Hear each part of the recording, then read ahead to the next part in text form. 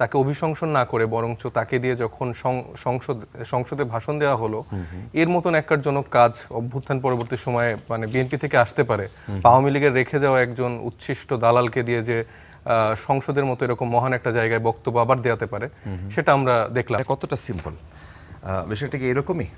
জুলাই আন্দোলনের নেতৃত্ব শুরু থেকেই এই রাষ্ট্রপতির অপসারণ চেয়ে আসছিলেন আপনারা, অবশেষে রাষ্ট্রপতি বিদায় নিচ্ছেন বলে এক ধরনের খবর পাওয়া যাচ্ছে। এখন এটাকে আপনারা পদত্যাগ বলবেন নাকি অপসারণ বলবেন? এটাকে যে আসলে আমরা কি বলবো, এখন আমরাও একটু কনফিউজড।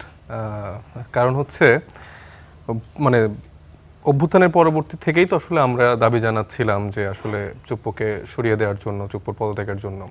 কিন্তু আমরা বারবার দেখেছি যে বিএনপি সরকারের এখন যারা আছেন বা তৎকালীন সময়ে বিএনপি রাজনৈতিক দলের নেতারা যারা ছিলেন দায়িত্বশীল, তারা আসলে কোনোভাবে এই জায়গাটায় একমত ছিলেন না এবং আমাদের মানে একদম তীব্র আন্দোলন বলি, প্রতিবাদ বলি বা সব কিছুর উপেক্ষা করে তারা বারবার চেয়েছে যে চুপ্পুকে তারা বসিয়ে রাখবেন।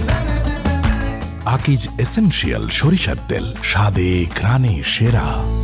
এবং আপনারা দেখে থাকবেন যে নির্বাচিত সরকার যারা 2/3 মেজরিটি নিয়ে সরকার গঠন করলেন, মানে এই রকম একটা পর্যায়ে এসেও তাকে অভিশংসন না করে বরঞ্চ তাকে দিয়ে যখন সংসদে ভাষণ দেওয়া হলো, এর মতন একজনক কাজ অভ্যুত্থান পরবর্তী সময়ে মানে বিএনপি থেকে আসতে পারে, আওয়ামী লীগের রেখে যাওয়া একজন উচ্ছিষ্ট দালালকে দিয়ে যে সংসদের মতো এরকম মহান একটা জায়গায় বক্তব্য আবার দেওয়াতে পারে, সেটা আমরা দেখলাম এবং সেটাতে আমরা খুবই মনক্ষুণ্ণ হয়েছি, বাংলাদেশের মানুষ মনক্ষুণ্ণ হয়েছে এবং সেখানে বিরোধী দলের জায়গা থেকে কিন্তু আমরা ওয়াকআউট করেছি এবং সেটার জন্য কিন্তু প্রতিবাদও জানিয়েছি।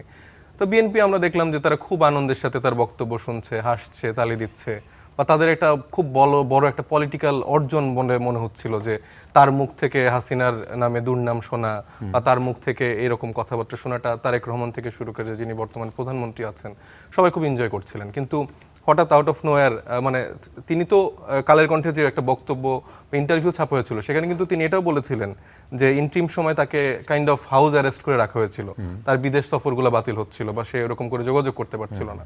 তো এত দুর্বল একটা ইন্ট্রিম গভর্নমেন্ট, তারা যদি তাকে এইভাবে ট্রিট করতে পারে, বিএনপি সরকার তো নিজেই তাকে লন্ডন পাঠানোর ব্যবস্থা তারা করে দিয়েছে এবং সেখানে সে গেল, যাওয়ার পরে হঠাৎ করে মানে শেখ হাসিনার তো সে একদম মানে খুবই ঘনিষ্ঠ লোক, তার সাথে কথাবার্তা হবে, তার সাথে আলাপচারিতা হবে বা তার সাথে কমিউনিকেশন হবে, এটাই স্বাভাবিক।